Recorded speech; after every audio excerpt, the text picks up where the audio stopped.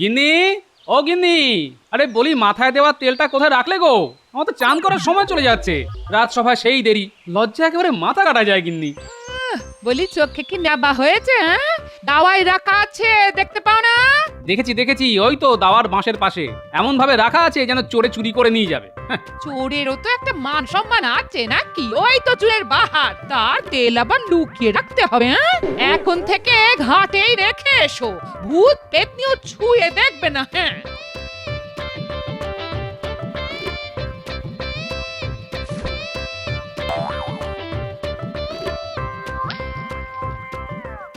বাহ, তেলটা বেশ ভালো তো গিন্নি, বেশ চটচটে আঠা আঠা। কি দিয়ে বানালে গো গিন্নি? একি তুমি তেল ছেড়ে আঠা মাথায় মাখছো কেন? এর মাথাটা যে একেবারে গেছে গো। এই আঠা এখন কি করে তুলি? চুলগুলো তো দলা পাকিয়ে গেছে। তোমার চোখে নেবা জানি, কিন্তু বুদ্ধিটাও কি শুকিয়ে গেছে? হায় ভগবান, এই অদ্ভুত লোকটাকে নিয়ে আমি কি করবো? আমি কি করলাম? তুমিই তো বললে ওইখানে রাখা আছে, আমি দেখলাম হ্যাঁ ঠিক কথাই বলেছো, ওইখানেই রাখা আছে দুটো শিশি, আমি একটা শিশি খুলে মাথায় মাখলাম, এখন তুমি বলছো ওটা তেল নয় ওটা আঠা, কিন্তু আমার কি দোষ? মাথায় মাখার সময় বুঝলে না ওটা তেল নয় আঠা? এখন দোষ দিচ্ছ আমায়? তবে একটা কথা ঠিকই বলেছো, দোষ আমারই, নইলে এমন একটা বোকা লোকের গলায় মালা দিলাম কেন? এবার দেখবে আমার মাথা থেকে যে যে বুদ্ধিগুলি ঝুলেছিল সেগুলোকে কিভাবে আঠা দিয়ে জোড়া লাগিয়ে দিয়েছি। আর আমাকে বোকা বলতে পারবে না, এখন থেকে এমন চালাকি করব যে তুমিও ধরতে পারবে না। আমি চললাম চান করতে।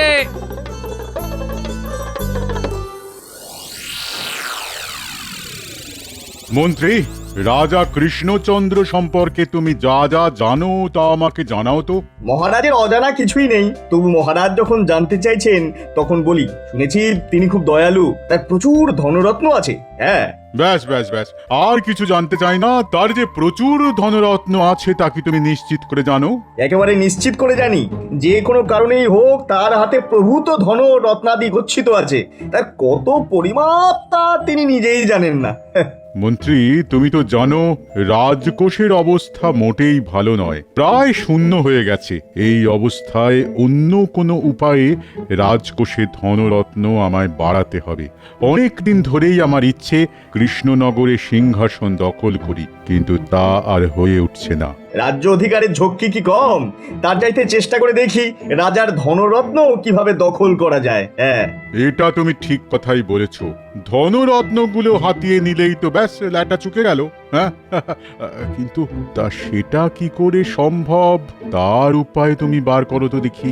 একটা উপায় মাথায় আসছে মহারাজ। মানে আমরা যদি চারজন ভিক্ষুকের ছদ্মবেশে সশস্ত্র হয়ে রাজা কৃষ্ণচন্দ্রের কাছে আশ্রয় চাই, আমি নিশ্চিত তিনি ফিরিয়ে দেবেন না। একবার আশ্রয় পেলেই আমাদের অর্ধেক কাজ শেষ হয়ে যাবে। হ্যাঁ, আমরা রাজার অতিথিশালায় থাকবো, তারপর আমাদের লুকোনো অস্ত্র বার করে একদিন পুরো রাজসভাটাকে বন্দি করে ফেলবো। তারপর রাজাকে বাধ্য করব রত্ন ঘরের রাস্তা বলে দিতে। রাজা বাধ্য হবেন, ব্যাস আমরা তার সম্পদ লুট করে দেশে ফিরে আসব। কেউ জানতেও পারবে না, বুঝতেও পারবে না। মহারাজ, রাজ্য জয় করার চাইতে অনেক সহজ সম্পদ কেড়ে নেওয়া। হ্যাঁ,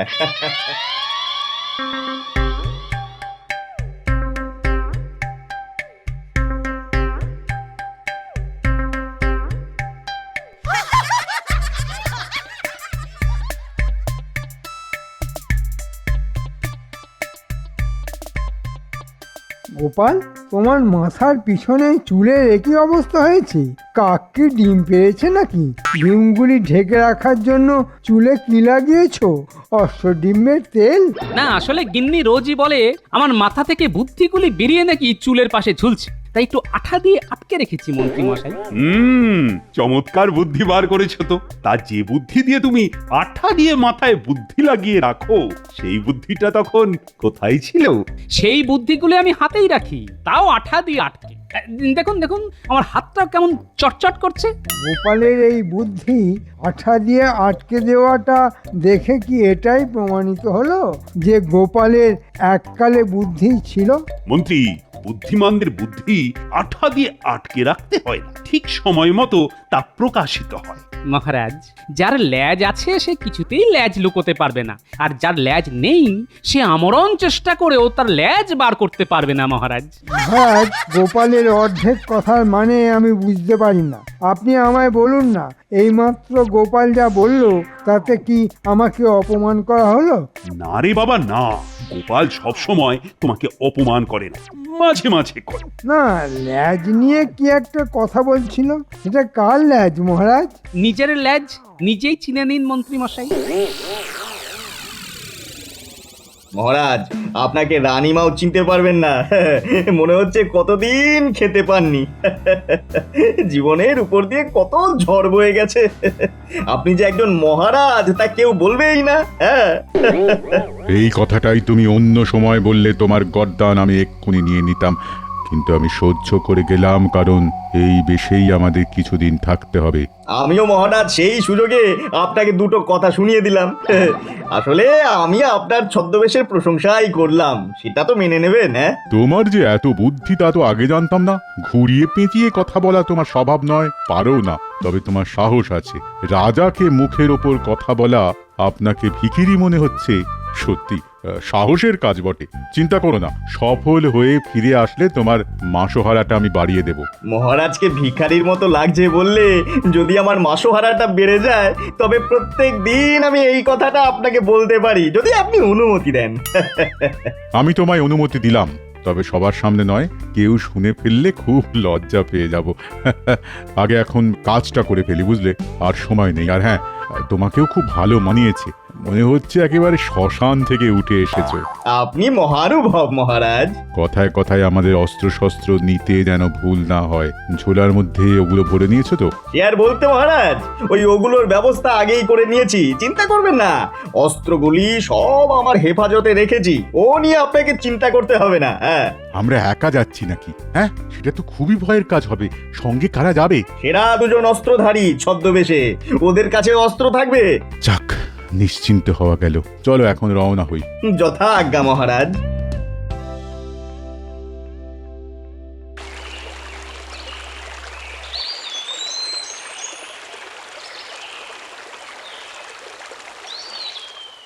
মহারাজ, গোপাল কিন্তু নিজেই স্বীকার করেছে যে ওর ল্যাজ আছে। কেন কেন কেন, তোমার নেই বলে মন খারাপ করছে নাকি? আসলে গোপালের কিছু আছে যা আমাদের নেই, তা মেনে নি কি করে মহারাজ? গোপালের বুদ্ধি আছে, তোমার নেই, এই কথাটা তুমি মানতে পারবে তো? একদম মানবেন না মন্ত্রী মশাই, বুদ্ধিতে আমি আপনার নখের যোগ্যও নই।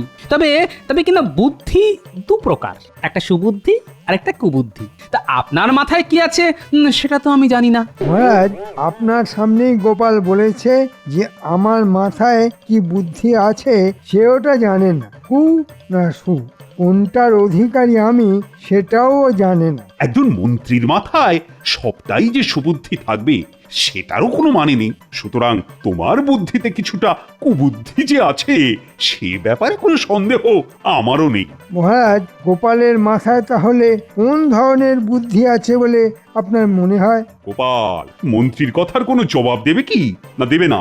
মহারাজ, আমার মাথার বুদ্ধিগুলি এই কিছুক্ষণ আগে আঠা দিয়ে জোড়া লাগিয়েছি, এখনো ভালো করে আঠা জোড়েনি। এক্ষুনি কি করে বলি মহারাজ?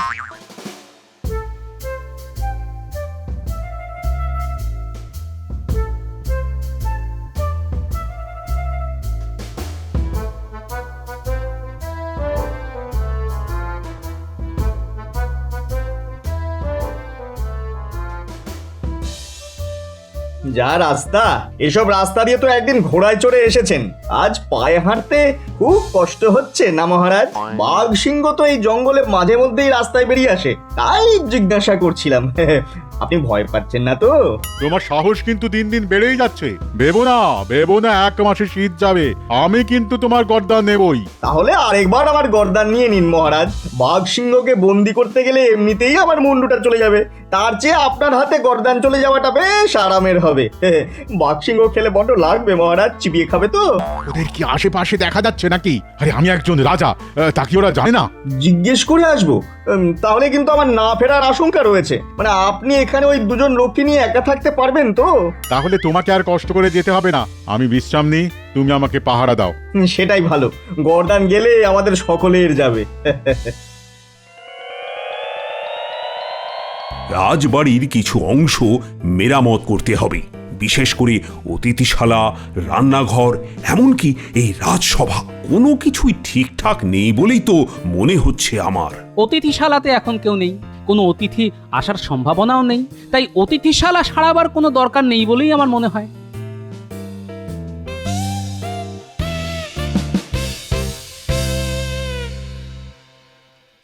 এ কি এরা কারা মন্ত্রী? তোমরা কারা, কোথা থেকে এসেছো, এখানে আসার কারণটাই বা কি? মহারাজ, আমরা সেই দূর দেশ থেকে এসেছি আপনার করুণার প্রত্যাশায়। আমার করুণার প্রত্যাশায়? দেখে তো মনে হচ্ছে বহুদিন খাওয়া হয়নি, মুখে চোখে অত্যাচারের চিহ্ন। তা তোমরা আমার রাজসভায় কেন এসেছো? লোকমুখে শুনেছি আপনি বড় দয়ালু মহানুভব, তাই আপনার কাছেই এসেছি। কেন কেন কেন আমি তোমাদের জন্য কি করতে পারি? আমরা যেখানে থাকতাম সেখানকার রাজা খুব অত্যাচারী, আমাদের জমি জমা কেড়ে নিয়ে দেশ থেকে তাড়িয়ে দিয়েছে। আমরা কতদিন যে কিছু খেতে পারিনি তা আপনাকে বলে বোঝাতে পারবো না। আমরা দেশ ছাড়ার আগে কিছুই আনতে পারিনি, এই সামান্য ঝোলা নিয়ে বেরিয়ে পড়েছি। এই দেখুন ঝোলার অবস্থা, পথে পথে ঘুরে কেমন মলিন হয়ে গেছে। কেমন একটা ঠং করে আওয়াজ শুনলে? সর্বহারা, খেতে না পাওয়া চেহারাও তো এদের নয়, তবে এরা কারা? আমিও শুনেছি, এটা নিয়ে পরে কথা হবে। মহারাজ কি বলেন সেটা আগে শুনি। আচ্ছা তুমি কি বলো, মানে এদের কি আশ্রয় দেওয়া ঠিক হবে? মানে এদের তো চিনি না, জানিও না। না মহারাজ, আমার জানি কেমন কেমন লাগছে। মনে হয় ওদের আশ্রয় দেওয়া খুব একটা বুদ্ধিমানের কাজ হবে না। এটাই হচ্ছে গোপালের দোষ, সবাইকে সন্দেহের চোখে দেখা ঠিক নয়। আমরা দেখতেই পাচ্ছি এই লোকগুলোর কি চেহারা হয়েছে।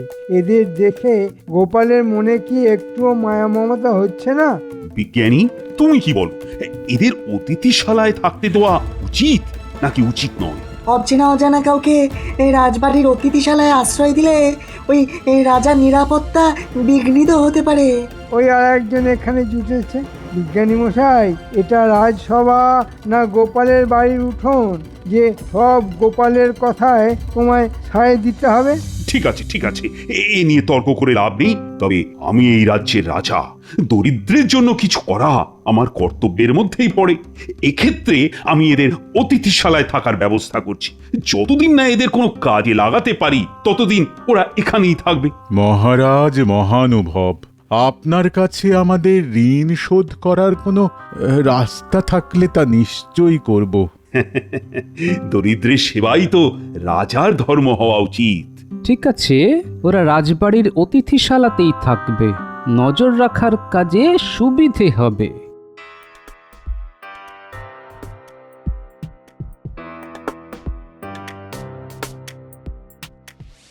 গোপাল, এই অতিথিদের ব্যাপারে আমারও সন্দেহ আছে।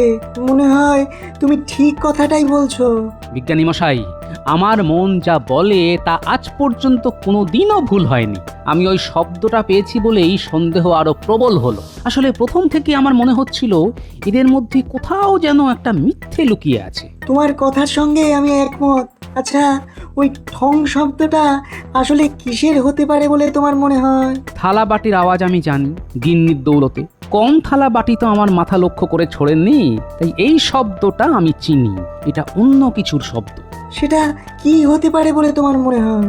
আমার মনে হয় অস্ত্র। রাজসভায় থাকি বলেই অস্ত্রের আওয়াজটাও আমার খুব চেনা। সর্বনাশ, তবে তো আমাদের সমূহ বিপদ। মহারাজ যে কোনো মুহূর্তে আক্রান্ত হতে পারেন। সেটি হবার জো নেই। আমি একটা বুদ্ধি বার করেছি, কিন্তু দেওয়ালেরও কান আছে। আপনি বরং আমার কাছে আসুন, কানে কানে বলি। এই একদম তোমার মুখের কাছে কান নিয়ে গেলাম, এবার ফিসফিস করে বলো।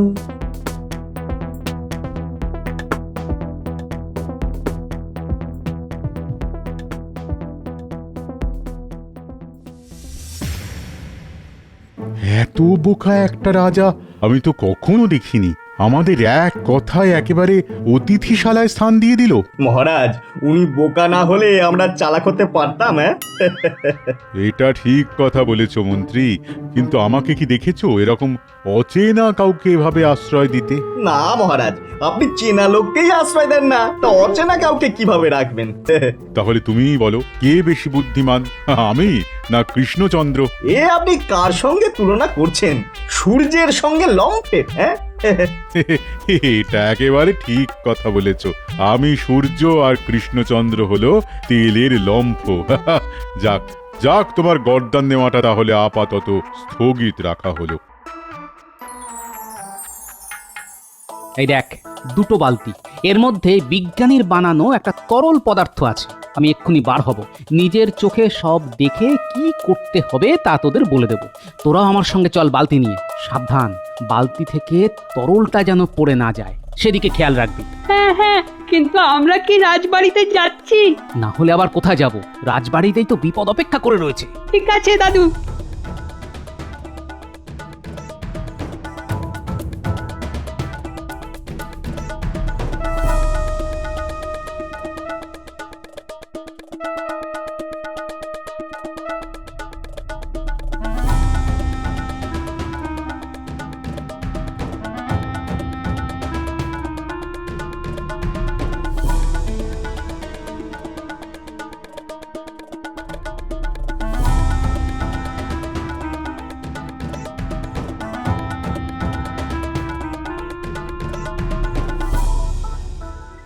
মহারাজ, এটাই সময়।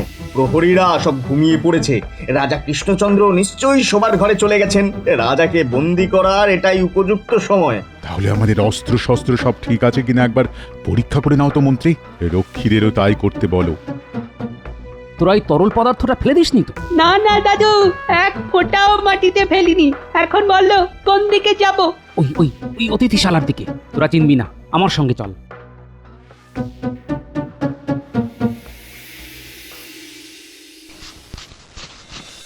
আরে মন্ত্রী, এত দেরি করছো কেন? তুমি সব কাজই বড্ড ধীরে ধীরে করো। উফ, অস্ত্র পরীক্ষা করতে এতক্ষণ লাগে? তোমার জায়গায় সেনাপতিকে আনলে ভালো হতো। তাহলে ঠিকই আন্দাজ করেছিলাম। এরা কারা তা বুঝতে পারছি না ঠিকই, কিন্তু ওষুধ পড়লে ঠিক চিনতে পারবো। শোন গুলটে, ন্যাপলা, যেই এরা বেরোবে তোরা বালতির তরলটা ওদের মাথায় ঢেলে দিবি। আরে তোমার অস্ত্র পরীক্ষা হলো, এবার চলো রাজাকে বন্দি করে ফেলি। হ্যাঁ, আমার পরীক্ষা হয়ে গেছে। এবার চলুন আমরা ওই দরজা সাবধানে খুলে বাইরে গিয়ে দাঁড়াই। গুলটে, ন্যাপলা, ওরা দরজা খুলে ফেলছে বলে শুনলাম। বাইরে এলেই তোরা ঢালবি। আমি কিন্তু দরজা খুলছি, আপনি আমার পিছনে পিছনে আসুন। না না, আমি আগে যাব। মনে রেখো, আমি রাজা, আমি যাব তোমার পেছনে, এটা হতেই পারে না। ওরা দরজায় পা দিলেই বালতির তরল ওদের গায়ে দিবি, বুঝলি?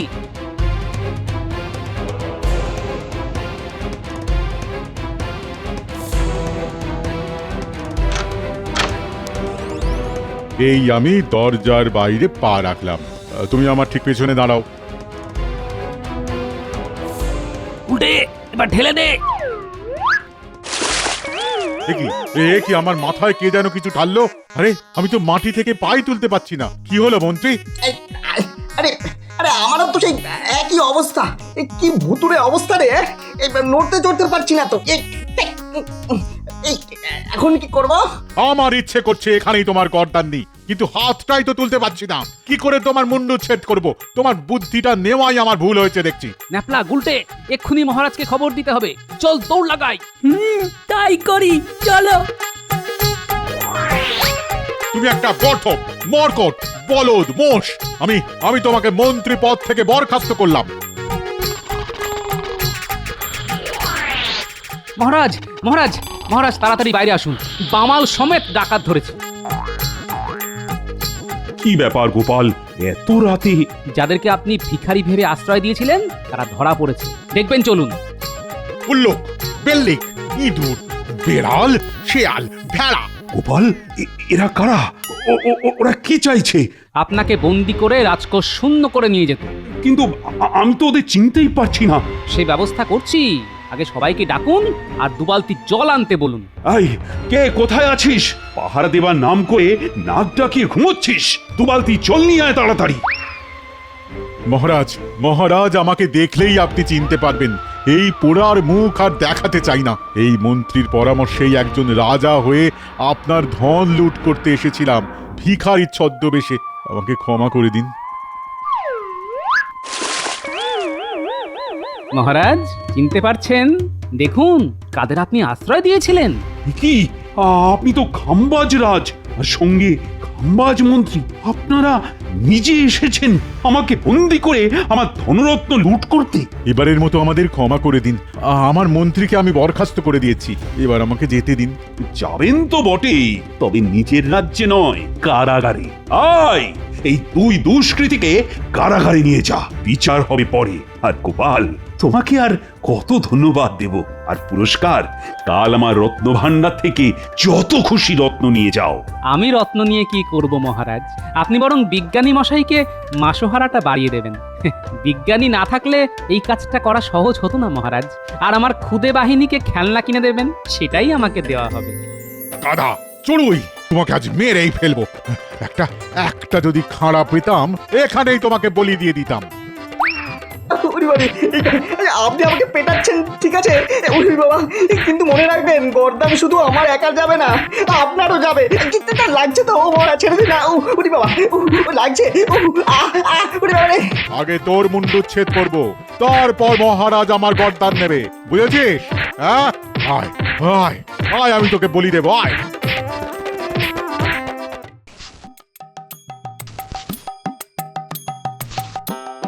গিন্নি গিন্নি কোথায় গেলে গো? তোমার সংসারের ঘানি টানছি। হ্যাঁ কি তোমার মাথার চুলগুলো আগের মতো হলো কিভাবে? হ্যাঁ আরে বিজ্ঞানীর খাড় মেখে আমার বুদ্ধিগুলি সব মাথার মধ্যে ঢুকে গেছে। এখন আর আঠা লাগাতে হবে না। তোমার আঠা তোমার কাছেই থাকুক। বুদ্ধি কমে গেলে ওই আঠা আমার লাগবে, সাবধানে রেখো কিন্তু।